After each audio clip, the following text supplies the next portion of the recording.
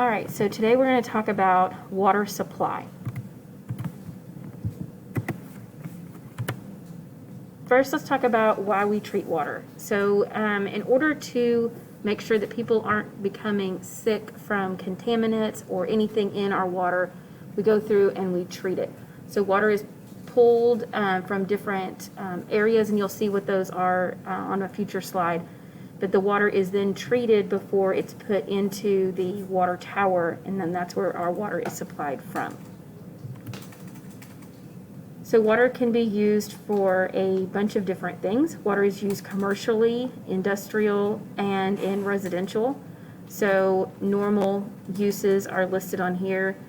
We have a lot of chemical plants around us. The chemical plants will use the water for various things, from reactions to cooling. So when a reaction is happening in a chemical plant, they will then use water to speed up a cooling process or to cool something down to a specific temperature to stop the reaction so that they can get the material that they need to get.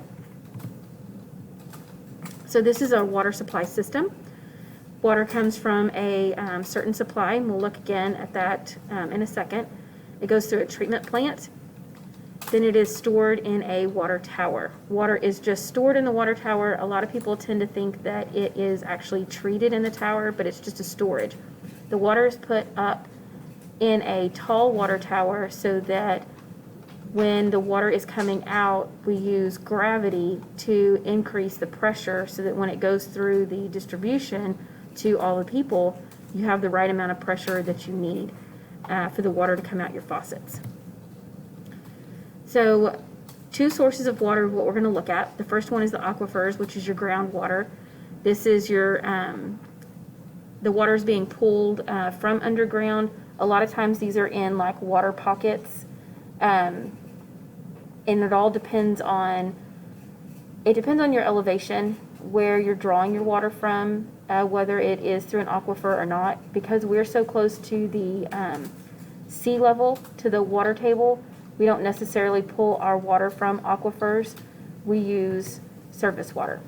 So surface water is whenever you're using water from a lake. It could be a river, a bayou. Some areas will dam up the water. So in Ruidoso, New Mexico, right outside Ruidoso, there is a Lake Bonita, and that is a lake that was created from a dam. And the city of Bonita actually uses the water that is in that lake that they created by making the dam for their water supply for their town. So the water is taken from these different sources and then it is treated. So water is treated in a treatment facility. This is a picture, an aerial shot of a water treatment facility in Salem. Then the water is stored. So when the water is stored in the water tank, okay, water needs, you need pressure, and the water pressure we do in PSI, that's pounds per square inch. And so that's how we measure water pressure. Again, PSI, pounds per square inch. So all the water that's in the water tower is treated, and then it is stored in this water tank. So it stores the water until it's needed, and then it also is creating that pressure for the distribution system. So 1 PSI is equal to 2.31 feet of water, and we're going to use that conversion later on in an example. So we have two different water distribution systems that we are going to look at. One is your loop system and the other is your branch. Both systems are going to consist of pipes and then fittings and valves. So fittings and valves are going to be what allows that water to flow through the system. You're going to have some of your fittings are going to be elbows or T's so that the water can flow through the different pipes. And then you have a loop system over here. So branch, it's going to come through and it's going to kind of feed off into different, and then just notice as it's going down this branch system, it's losing pressure.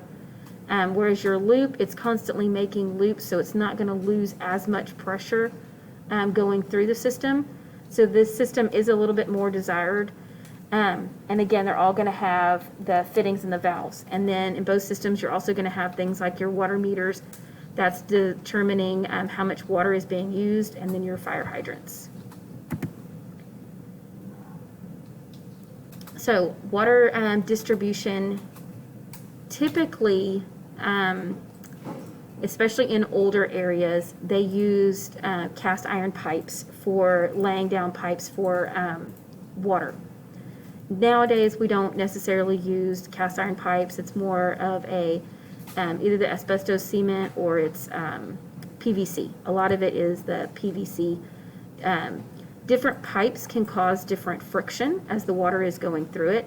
And so when we're doing our calculations, we have to take into consideration the type of pipe that the water is flowing through. Typical distribution pressure, 65 to 75 PSI. You want to make sure you design for less than 150. This is kind of overall.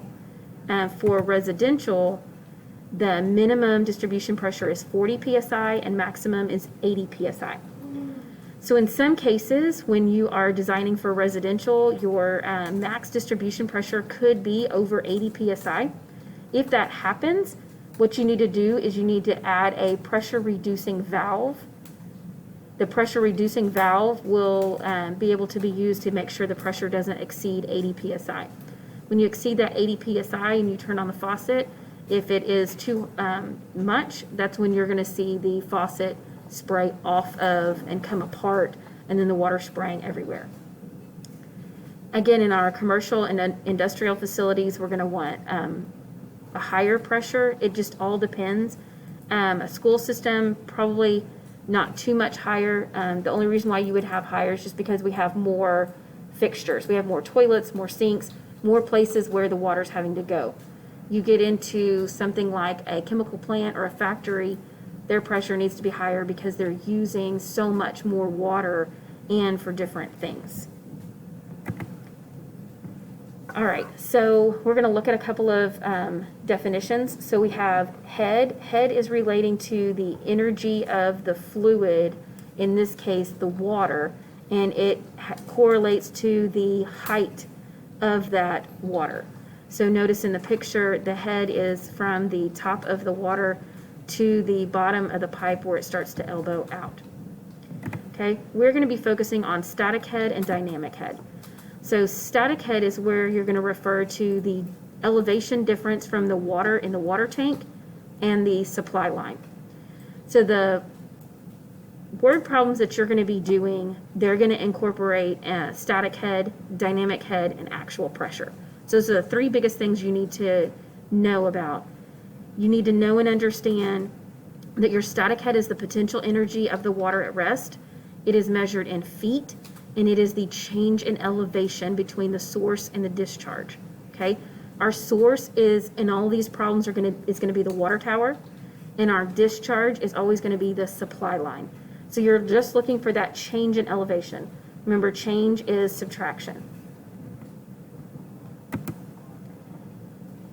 So static pressure is just taking that static head that we already did and using our conversion, which is 2.31 feet of water equals 1 PSI, taking that, creating a conversion chart, and then converting static head over to static pressure.